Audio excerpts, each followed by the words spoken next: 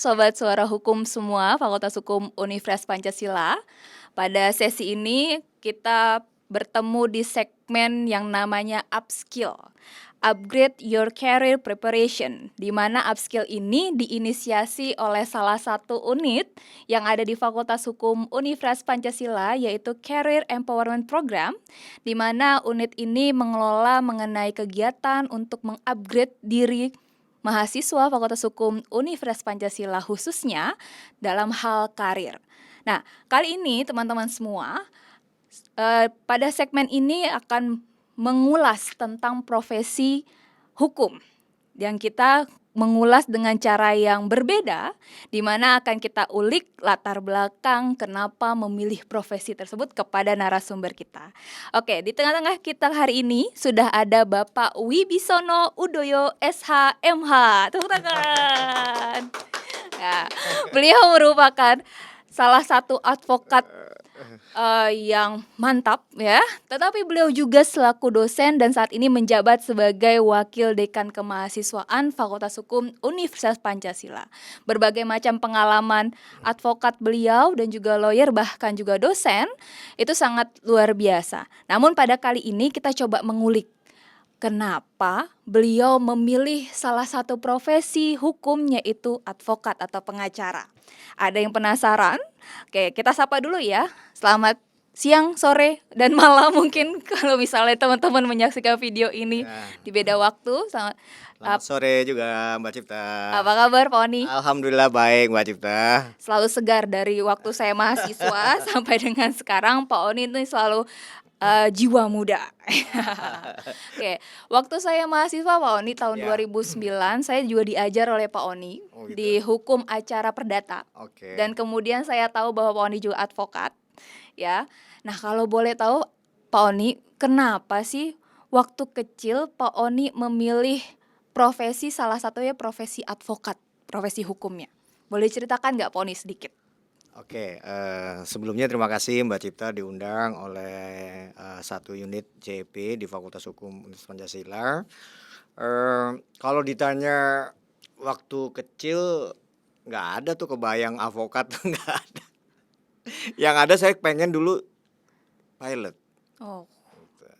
Tetapi setelah SMP, SMA, ternyata saya menyadari gitu ya bahwa ternyata kok kelihatannya ada kriteria persyaratan pilot yang nggak dipenuhi ya. Salah satunya mungkin tinggi badan kali ya. Akhirnya mengurungkan niat lah untuk jadi pilot gitu kan. Ambil SMA juga dapat IPA gitu kan. Tapi begitu lulus SMA ternyata ya kurang beruntung ya, nggak dapat negeri sesuai dengan fakultas yang saya inginkan berdasarkan background saya yang SMA-nya IPA gitu kan. Gagal di UI, gagal di Gajah Mada gitu kan. Dan akhirnya terdampar lah di Universitas Pancasila, satu-satunya swasta yang saya ambil dan akhirnya diterima di Fakultas Hukum. Karena memang latar belakang ayah saya juga hukum Gajah Mada, jadi saya akhirnya disarankan waktu itu sama keluarga hukum aja. Kebetulan ada salah satu family saya yang memang sudah duluan kuliah di sini gitu. Akhirnya saya daftar terdampar dari Fakultas Hukum. Waduh, jangan terdampar atuh Pak. Terdampar kayak kesannya gimana gitu. Nah, sedikit cerita kayaknya hampir sama dengan saya nih. Makanya kalau saya tuh biasanya Pak ngomongnya bukan mereka yang kurang beruntung mendapatkan kita. Tapi bukan kita yang kurang beruntung mendapatkan mereka, tapi mereka kurang beruntung mendapatkan kita. Yang beruntung ada Universitas Pancasila ya Pak. Oke. Nah, berarti ada saudara Bapak bahkan yang memang lulusan sarjana hukum. Lawyer juga bukan Pak? Bukan, Bapak itu pegawai negeri ya, tapi lulusan Gajah Mada memang Fakultas Hukum. Jadi memang anak-anaknya tuh nggak ada yang saran beliau untuk pegawai negeri dari Departemen Perhubungan waktu itu. Sampai meninggalnya juga di departemen ya, masih bertugas di departemen. Akhirnya ya udahlah nyoba swasta satu-satunya Pancasila ya Fakultas Hukum. Oke.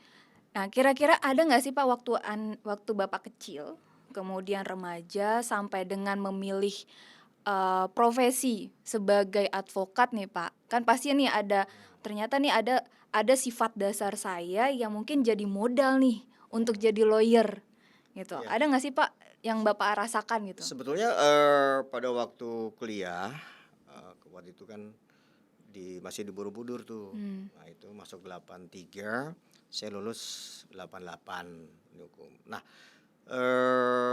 dalam perkuliahan itu memang saya ya selalu ingin di depan ya belajar. Jadi banyak dialog dengan dosen-dosen. Mungkin ya merasa bahwa wah ini bicara, kemudian nulis, baca, dan mendengarkan itu hal-hal yang memang melekat lah selama saya perkuliahan gitu loh.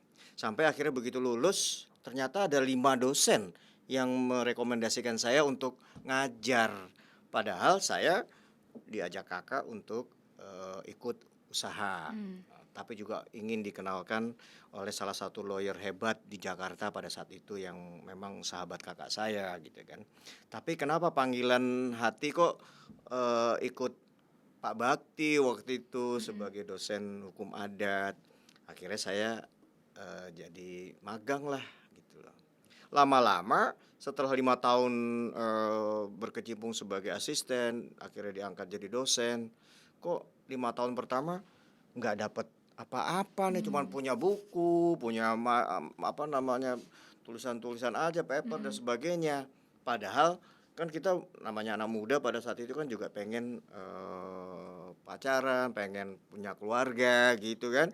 Ternyata kok nggak ada wah nggak ada Iya ya. ya. Kira-kira setelah itu ternyata ada kesempatan untuk berkiprah di LKBH. Oke. Akhirnya di situ ada 16 senior dan hampir sebagian besar minta saya ayo bergabung. Nah, kebetulan saya bergabung di tahun 95. Oke. Kemudian 97 saya dapat lisensi karena ditempa oleh senior-senior yang kebetulan juga profesinya dosen dan lawyer. Wah. Itu akhirnya saya bergabung menjadi sekretaris LKBH pertama dan 2 tahun kemudian saya dapat lisensi 97 karena saya ikut pendidikan, kemudian saya ujian dan akhirnya dilantik dapat izin dari tahun 1997. Izin kartu saya sampai saat ini masih berlaku karena 2 tahun sekali diperpanjang. Saya pradi dari yang pertama yang sesuai dengan undang-undang advokat itu yang sekarang dipimpin oleh Profesor Otto Hasibuan. Oke. Berarti awal mulanya adalah memang Bapak ada rasa keingintahuan yang besar terhadap ilmu hukum gitu ya. Dan kemudian juga ada itu sebenarnya modal kali ya Pak dari kecil sebetulnya. Saya yakin pasti dari kecil. Penasaran aja gitu ya terhadap suatu hal yang baru gitu ya Pak. Oleh karena itu selalu kalau di kelas duduknya di depan gitu kan. Nah, kemudian terjunlah ke LKBH, Lembaga Konsultasi Bantuan Hukum di Universitas Pancasila. Nah, kemudian mau tidak mau gitu ya, supaya balance antara teori dan praktik gitu ya. Kemudian barulah daftar gitu ya Pak, barulah diseriuskan nih jadi advokat. Nah, selama proses jadi advokat pada saat 97 ya Pak? 97 sampai dengan sekarang, ada nggak sih Pak pengalaman terhadap atau ini dulu, sebelum pengalaman prosesnya ketika Bapak kan ada tahap PKPA, kemudian ujian ya Pak, ujian profesi advokat. Nah, setelah itu apa saja Pak tahapan untuk supaya kita nih sebagai mungkin teman-teman sarjana hukum ataupun mahasiswa yang ingin menjadi advokat, itu tahapan apa yang bisa dilalui? Ya memang untuk menjadi advokat itu banyak tahapannya. Syarat pertama adalah mengikuti kursus PKPA, itu pendidikan khusus profesi advokat yang menuntut adanya ijazah S1 hukum. Harus sarjana hukum sarjana ya? hukum dengan ijazahnya menjadi syarat untuk mengikuti PKPA itu. Nah, setelah mengikuti PKPA kan dapat sertifikat. Oke. Nah, sertifikat itu menjadi syarat untuk mengikuti ujian UPA, ujian profesi advokat Mm-mm. yang diadakan oleh masing-masing profesi, masing-masing organisasi advokat. Sekarang ada beberapa ya, Pak? Banyak ya, Oh, sekarang kalau ada dulu banyak. dulu ada berapa, Pak? Waktu Bapak Sejak berprofesi? sejak Undang-Undang 18 Heeh. itu hanya satu waktu itu. Karena memang Undang-Undang 18 tahun 2003 itu menghendaki satu Organisasi organisasi namanya Pradi. yang Itu menyelenggarakan. himpunan dari 8 organisasi Oke. melebur menjadi satu namanya Pradi. Hmm. Nah, tetapi dalam perkembangannya kan kita tahu bahwa ternyata juga Pradi sekarang ada beberapa yang Pradi juga gitu, tapi beda-beda kan. Ya, sekarang ada beberapa organisasi yang diakui ya, Pak, menyelenggarakan advokat itu. Gitu. Pelatihan advokat. Nah, kemudian setelah itu ada ujian ya, Pak? Setelah ujian lulus, maka tanda atau surat keterangan lulusnya itu menjadi syarat untuk magang di kantor-kantor lawyer yang pembimbingnya minimal sudah 7 tahun 7 berpraktek. tahun. Nah, Oke. itu jadi pembimbingnya kan. Mm-mm. Magang 2 tahun ya kan, ikut terlibat dalam penanganan perkara. Mm-mm.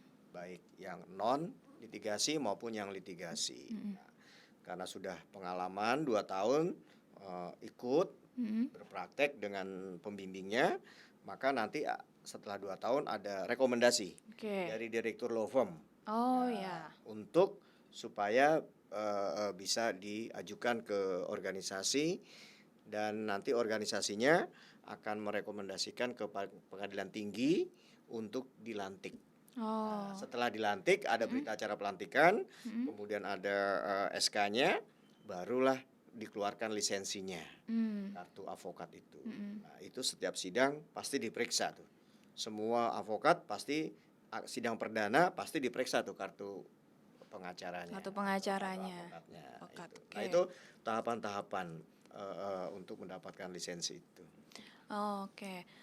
Berarti ada beberapa tahapan yang harus dipersiapkan nih sama teman-teman yang mau jadi profesi lawyer. Ya, tentu paling tidak juga update juga nih kebijakan baru ya terkait dengan bagaimana proses menjadi advokat gitu. Nah, tadi pertanyaan yang tertunda sejenak. Penasaran juga nih karena Bapak kan sudah jadi lawyer dari tahun 1997. Apalagi menyelesaikan permasalahan-permasalahan di LKBH Universitas Pancasila. Nah, kita ketahui namanya Lembaga Konsultasi dan Bantuan Hukum. Bahkan mungkin di perkara atau di lembaga bantuan hukum lainnya pasti menemukan hal-hal yang jadi pengalaman berkesan kali ya, Pak ya. Pernah nggak sih, Pak, ada klien yang sampai saat ini tuh teringat gitu, Pak? Baik terkait kasusnya ataupun tantangan kasusnya. Jadi di tahun 95 saya masuk LKBH jadi sekretaris. Kasus yang pertama saya tangani berdua bersama senior saya, itu saya hampir dibunuh. Hampir dibunuh. Serius, Pak? Iya. Itu kasus tabrak, bukan tabrakan. Kemudian penabraknya itu sebenarnya lari tetapi masuk ke polsek gitu. Nah, karena menghindar dari amukan massa. Nah, setelah itu ya dia akhirnya itu kejadian malam tahun baru. Tahun baru, kemudian di handle oleh kepolisian situ, mobil dan orangnya juga sampai malam, itu kejadiannya sore tahun baru, dan kebetulan itu yang nabrak adalah partner kakak, kemudian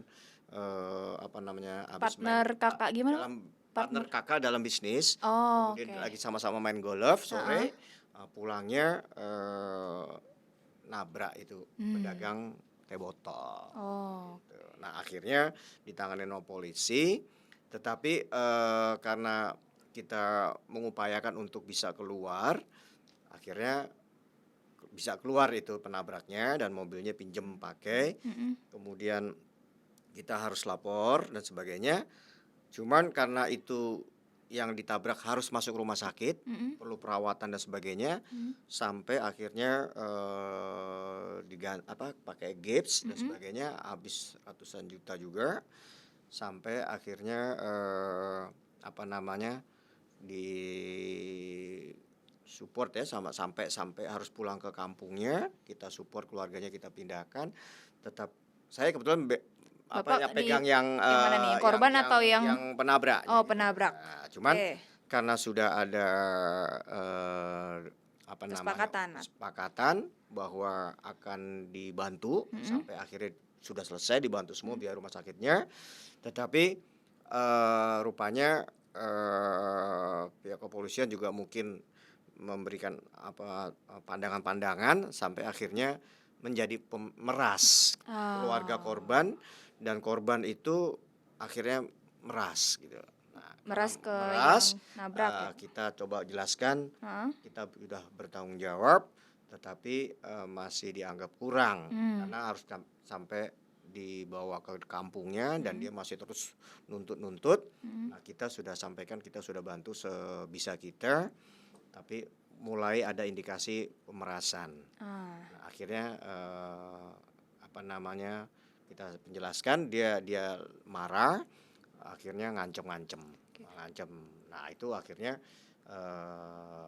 ya kami siapkan dari teman-teman LKBH, kalau sampai dia datang marah-marah itu kita udah siapkan sesuatu supaya bisa menghadapi dia. Nah, di situ pembicaraannya ancaman, termasuk pembunuhan. Nah, itu kasus pertama real saya sudah mendapatkan tekanan yang seperti itu. Pada waktu itu baru saya dapat. Padahal baru ikutan kakak senior tuh, belum dapat izin karena kan 97 baru dapat izin. Usia berapa tuh Pak kira-kira? Ya saya 20 berapa ya? Ya sekitar baru lulus 88 ya. Nah, kemudian 5 tahun ngajar. 5 tahun, oke.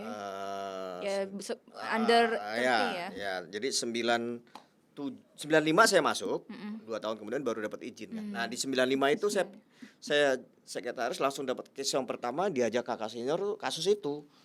Oke. Jadi, pengalaman itu kan nggak terlupakan loh. Iya.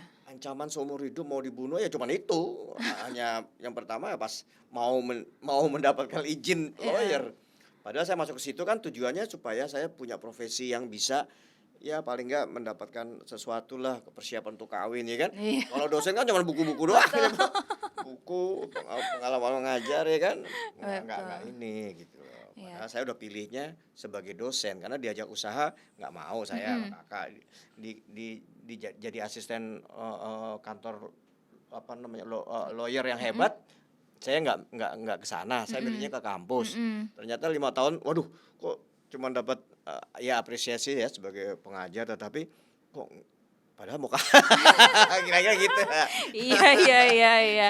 Memang lah itu tantangan jadi dosen, akhirnya mencari alternatif profesi lain. Nah, tetapi ternyata dua profesi ini boleh dijalankan bersamaan. Beda dengan avokat sama notaris kan nggak boleh. Pilih salah satu. Iya. Kan? Dosen dengan notaris boleh, tapi kalau lawyer sama dosen boleh, ya udah kita jalanin aja. Iya. Kan, gitu. Sampai sekarang dosen udah 30 tahun. Iya. Tapi putus. pengalaman itu nggak akan terlupakan ya Pak. Itu. Nah, sehingga mungkin saja ternyata di advokat lainnya di luar juga pernah mengalami hal tersebut dan kaget ya Pak. Kaget lah. Nah, hal tersebut mungkin gini Pak, ada yang mengatakan istilah bahwa materi di perkuliahan itu tidak selaras dengan dunia pekerjaan. Nah, kalau yang Bapak rasakan nih selama menjalani dua profesi kan, dosen, akademisi dan juga advokat gitu kan, itu betul nggak sih Pak kalau pernyataan itu? Ya kalau menurut pandangan saya sih, ya memang terjadi gap ya. Nah, karena kan ada yang idealnya, ada yang kenyataannya gitu kan. Nah, kalau kita belajar ilmu hukum di Fakultas Hukum kan, ya kita tahu lah ya bahwa teori, konsep, azas, kaidah itu kita pelajari, kita pahami, tetapi realitanya di lapangan kok nggak kayak gitu. Ya pasti saya masuk ngambil ini kan supaya apa yang saya dapatkan pengalaman bisa dipakai untuk mengembangkan ilmunya. Nah, nanti dari hasil ilmunya itu diterapkan lagi kan gitu maunya sebetulnya kan. Jadi ada timbal baliknya gitu kan. Di pengalaman-pengalaman praktek dijadikan dasar untuk mengembangkan ilmunya. Nanti kalau ilmunya udah berkembang diterapkan lagi kan gitu kan. Tetapi realitanya saya melihat memang jauh Nah, gapnya oke. gitu kan. Pada saat Pada Bapak menjalankan saya itu ya? kalau di kampus kan dunianya ideal-ideal aja gitu kan, tapi Iya. begitu begitu praktek, loh kok begini, loh begitu. Makin kita dalam nih ilmu Mhm. kita, ternyata makin beda dengan apa namanya? Beda dengan yang diharapkan ilmu itu sebetulnya dalam praktek kan harusnya kan sejalan gitu, Iya.